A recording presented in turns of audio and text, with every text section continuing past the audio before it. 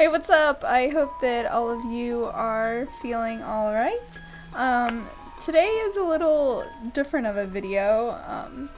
We are doing traditional art because it snowed over the weekend and I forgot my tablet at my mom's house. So now we are doing traditional art. And I always carry these Prismacolor color erase colored pencils, and I actually have two sketchbooks. I don't know why. I just love sketchbooks so much, but I always have them with me, and so yeah, that's all I had, and I really wanted to draw because I was just laying around the house the past couple days. Can't really get out because of all the snow and ice now, so this is what we did. So each of these little sketches really took me around 20 minutes. I tried to keep it at that length because that's when my camera shuts off. It's kind of annoying, but you know, that's just how it goes. So yeah, each of these took around 20 minutes, except for one of them, which you'll see, it's my favorite one. I spent a little longer on it because I liked it so much. And yeah, so each one actually, I think, got better, in my opinion, because you get used to drawing and how the pencil glides and stuff. I'm not gonna get too into it, but basically you just get used to it and it gets better. So that's kind of what happened here. I went through some rough patches, which you'll see my struggle in erasing, and yeah, so we'll talk a little bit more about that when it comes up.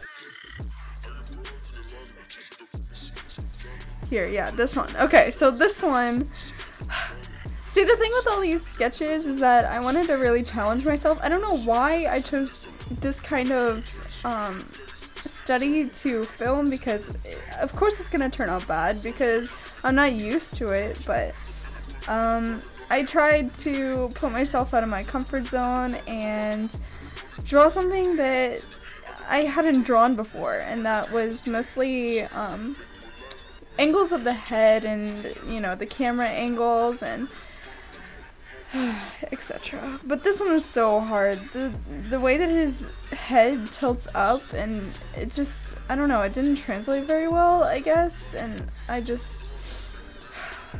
the struggle is real. I also tried to use more than one color, so I would add more definition or, you know, more interest with other colors that I wouldn't normally use together. And I quickly realized how bad of a decision that was. Like, you'll see, but it kind of, I mean, I like it, but I don't, and it's just, yeah, I don't know.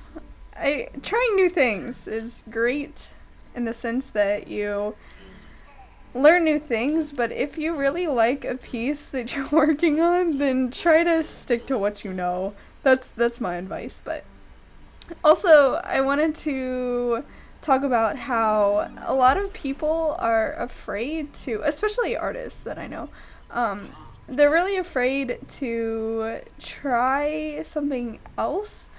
Like, you know, I really only draw people, and I can't really draw animals or anything, but I just don't want to, so I never get better at it. And it's the same thing with anything else, but if you don't try anything new, you're never gonna get better. And I would assume that everybody's end goal is to get better at whatever they do, but you just have to understand that you're not going to learn anything new, and you're not going to improve at all if you just keep doing the same thing.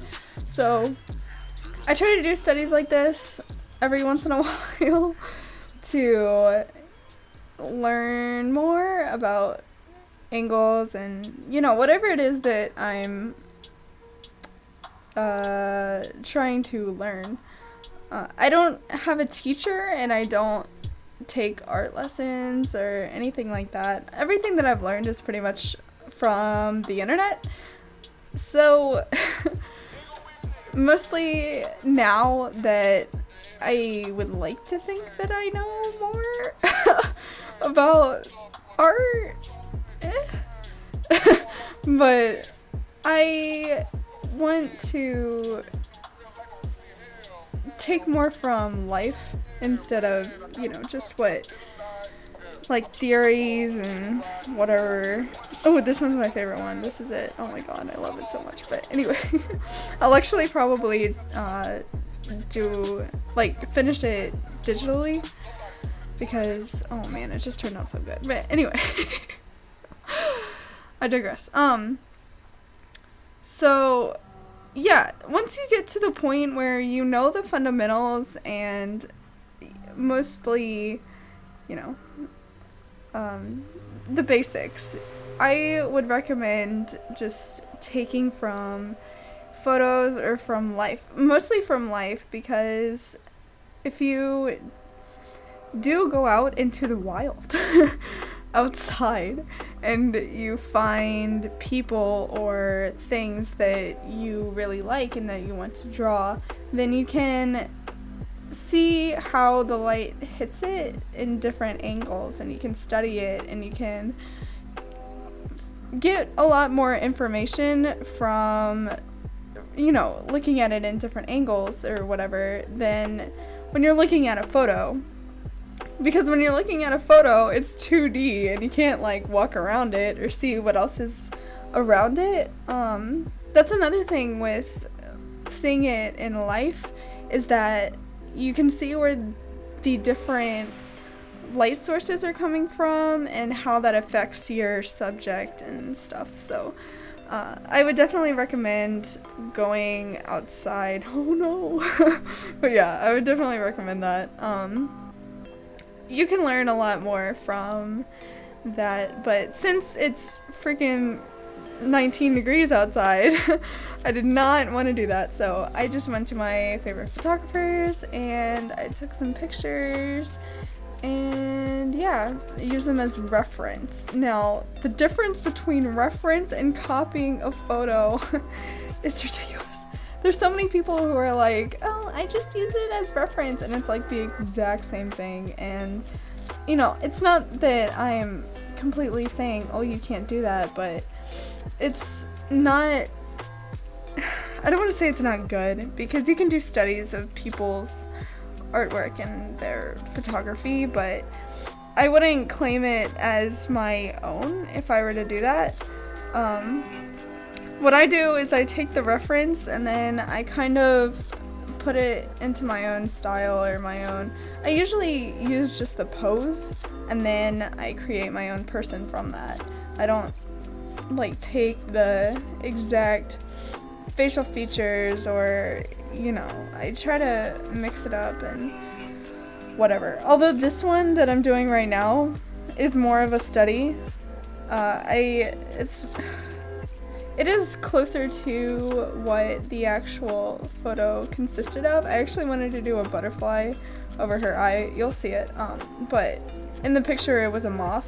And like I didn't feel like looking up a picture of a butterfly. So I just kind of went with the original photo. And so that's why I would call this more of a study. Her hair is obviously different from the photo, but if you've seen it before, but yeah, I tried to make her hair look like the moth's wings, and I don't know if it worked out or not. You can let me know.